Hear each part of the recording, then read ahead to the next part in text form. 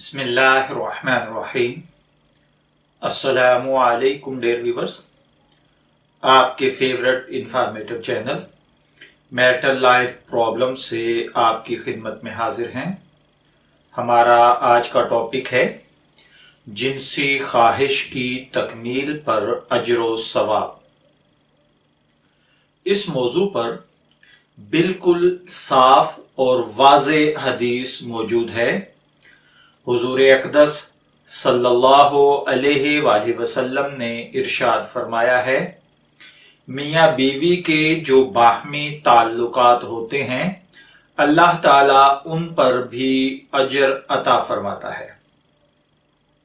सहाबा इकराम रज़ी अल्लाह ताला अन्हुम अजमाइन ने सवाल किया, या रसूल अल्लाह सल्लल्लाहु अलैहि वसल्लम, वो तो इंसान अपनी नफसानी ख्वाहिशात के तहत करता है, इस पर क्या अजर?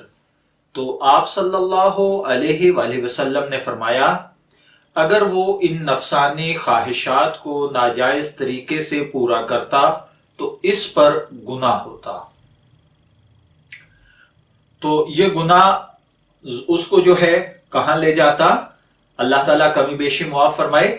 आप सल्लल्लाहु अलैहि वसल्लम ने फरमाया, क्योंकि मियां बीवी नाजायज तरीके को छोड़कर जायज तरीके से नफसानी ख्वाहिशात को मेरी वजह से और मेरे हुक्म के मातहत रह कर रहे हैं, इसलिए इस पर भी सवाब होगा।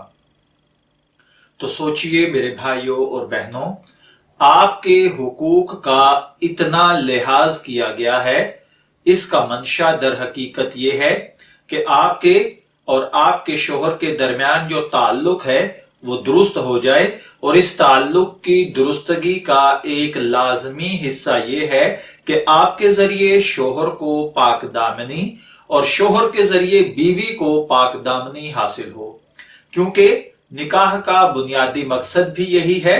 और निकाह के बाद शोहर को किसी और तरफ देखने की जरूरत न रहे, इसलिए आपके जिम्मे यह फरीजा आयद होता है कि इस मामले में आपकी तरफ से कोई कोताही ना हो।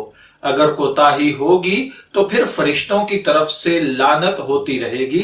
इसी तरह एक और रिवायत के अंदर है कि अगर मियां बीवी बैठकर आपस में गुफ्तगू करते हैं तो इसका अजर सवाब तहज्जुद के नवाफिल से भी ज्यादा। अल्लाह वहदहू ला शरीक की रहमत कितनी वसी है कि वो अपने बंदों को ढांपने के लिए इजाजत चाहेंगे। फिर मिलेंगे किसी नए रूहानी टॉपिक के साथ, तब तक के लिए अल्लाह हाफिज।